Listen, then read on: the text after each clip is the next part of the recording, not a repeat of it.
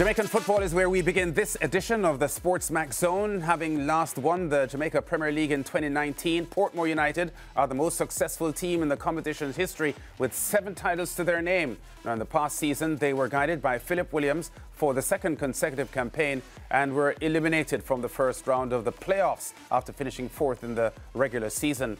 Now, following that loss in the playoffs to Arnett Gardens, Williams stated that it was likely that he would not be around for the 24-25 season, and that statement proved prophetic, with Portmore ringing in the changes. The St. Catherine-based team announcing their new ownership group comprising a Consortium United Sports Group and Garwin Tullow. Kari Robinson, member of the United Sports Group, spoke on behalf of the consortium, and this is what he said.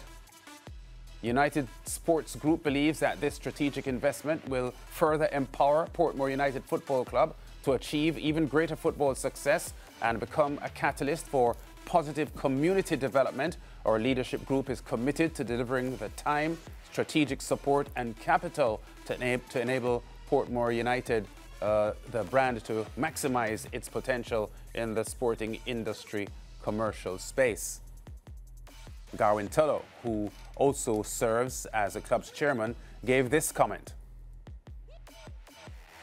Football has remained one of my great passions, and the desire to give back to the community through the sport has always been a driving force for me personally. My association with the JPL through Chemtech sponsorship of the league led me to an association with the principals of Portmore United Football Club. From the onset, I was impressed with the vision and professionalism across the organization, and the decision to invest was a no-brainer for me. It is an association that I'm confident will yield great benefits to the various stakeholders of the club. Now, as touched on earlier, Portmore also made a change at the touchline, and here on the SportsMax Zone, we are pleased to announce that Davian Ferguson will lead the team going forward, and he now joins us on set. Davian, welcome to the SportsMax Zone. We've had so many interviews with you, mostly on the football field, not so much here on set. But this is a big move, a career move for you. Of course, you're coming off a top-flight setup as an assistant coach at Mount Pleasant. But how do you feel about this appointment? Good afternoon, everyone. Thanks for having me. I think I've had a few offers since leaving Mount Pleasant. But when I look at everything in the overall picture, having conversations with the management of Portmore, I thought at this time it was the best project for me and the best fit in terms of what we want to do. As you said earlier in the introduction, Portmore is a marquee club, and the history that they have, but the structure, the expertise, and the whole professionalism, I think that fits well in terms of who I am as a coach and what I want to do. Can you be a little bit more explanatory, Davian, about the best fit? That's the word, the term you used just now. Could you be more explanatory in that statement? So Portmore has a few pillars in terms of how they approach the game. Yes, we want to win because that's the ultimate, but there are other sides to their model in terms of exporting players, giving players opportunity to develop, break into national setups and stuff like that. So overall, I think it was a good fit. Yeah, it's a club that is known for rotating its coaches. Of the record 7 titles that Portmore has won, 6 coaches have led them to 7 titles. Shavar Thomas is the only coach that has been a double winner. Horace Reed, who was for years the general manager of the club and so on, was the first winning coach. Lenny Hyde, Paul Young had been some of the earlier winners as well with the club. You're the latest in a long line of successful clubs for Portmore United. Although, as we mentioned earlier on, they haven't won a title in 5 years, which for Portmore is a bit long. Do you feel pressure taking this job? Not at all. I would say to you that if you're going to give me the opportunity now to sign as the coach that will win the A title and no more, I'll take it now. So for me, what I approach my life with is with confidence, with courage. And I think, as I said, Portmore in terms of what they want to do on the pitch and off the pitch, I think it's a match made in heaven. You said that it's the best fit for you. What's your vision for how you want to see the team play, or your style of play? Do you see significant changes happening under your watch? You know, give me a sense of what your vision is for for Portmore going forward? Good question. If you look at each coach all over the world, they have different game models in terms of what they want to achieve. I think what is different with Portmore United is that they have a DNA. Portmore has a DNA of playing attractive football, possession-based football. So I think for me, as a coach, that fits exactly into how I want to see the game play. And they're also winners. So playing good football while winning, that's a perfect combination. Have you had a chance yet to look at the player roster and look at whether or not you might need changes, or are you confident or content with the current setup as it is right now?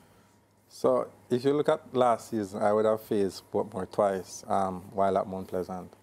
And they were always difficult matches. One in Ferguson where we drew 1-1, and one in Senton where we won 1-0. So I think the quality of players that they have is without doubt. They're top players. I don't want to get into naming any players, but the key is to retain the players that we have, or the core of who we have, and try to add sprinkles here and there to really make the squad a really competitive one. How soon do you think this team will adapt to whatever style you want to bring in? Well, it's a process, but from the first day you have to start to imprint your mark on the group. And I think I've been having conversations with some of these players one-on-one. I'll be meeting with some of them even as we go along to really get them to understand in terms of what, as a coach, I want, you know, and collectively how we can get it done. Davian, your current squad, or the current squad coming out of the past season, included a couple of St. Lucians, Javik McFarlane, there's Alvinus Mars and Lester Joseph and so on. And the history of the club suggests that it has embraced top players from the Caribbean. Anthony Modeste from Grenada was the Portmore captain and a dominant player for them for several years. Do you see that sort of trend continuing where non-nationals will be a part of your setup? Well, if you look at the league overall, I think it's not only Portmore, a lot of clubs are moving towards that. Because once the competitive nature and the whole aesthetic of the league improve, players from all walks of life, not only the Caribbean, but other countries all over the world want to be a part of it.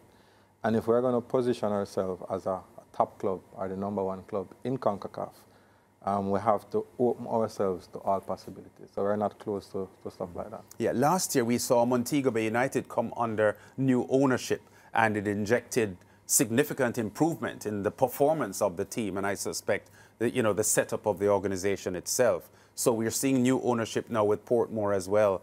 How much of a benefit do you think this will be for the club and your job as a new coach?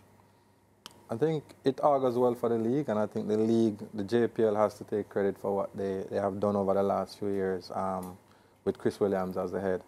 Because what you're seeing now is business people actually seeing football as a viable option to invest in. And that augurs well for the football, that augurs well for our country. Having investment is always important. The resources that we have and the resources that will be added to what we have will also help to make our objectives a little bit more attainable. Yeah, you've been one of the most impressive young coaches to surface in Jamaica in the past decade, Davian. No question about it. The work that you've done at Jamaica College, you know, justifies the point I'm making. But this is your first major assignment in the top league in the country.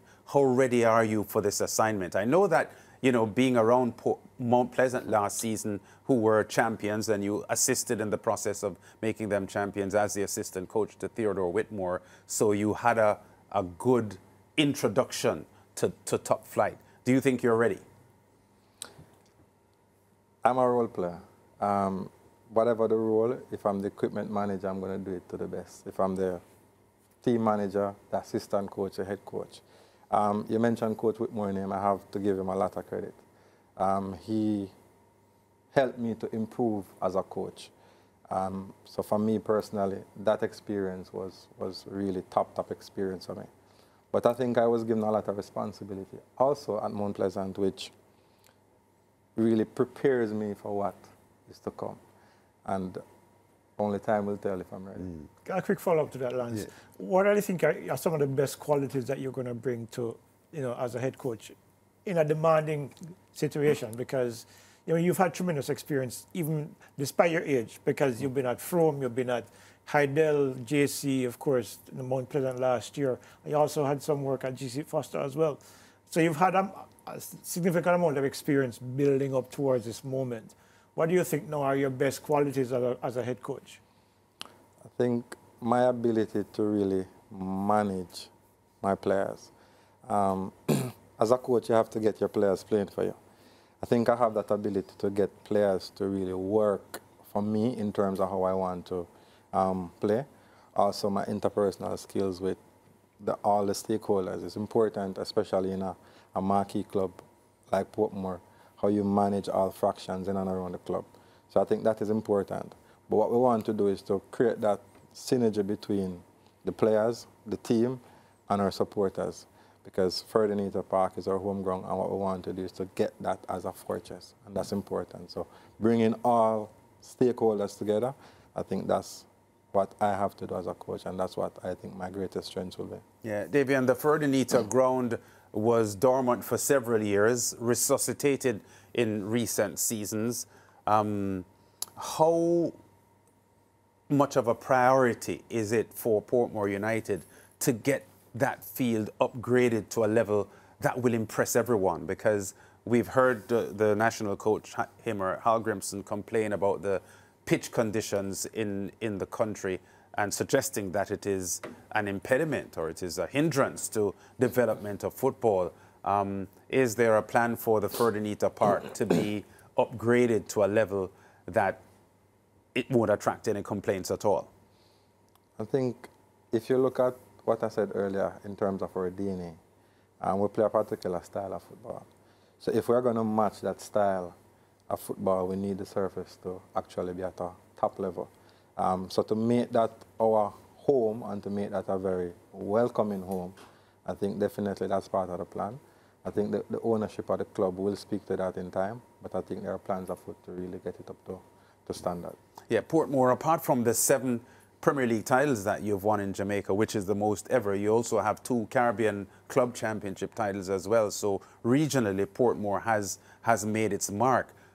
This is the biggest coaching assignment you've ever had. You can say that in terms of the level of the players that we're going to work with, and in terms of the position. I've been in a big job, but I was assistant coach. Also, I think my position at Jamaica College as a technical director is also a very huge job.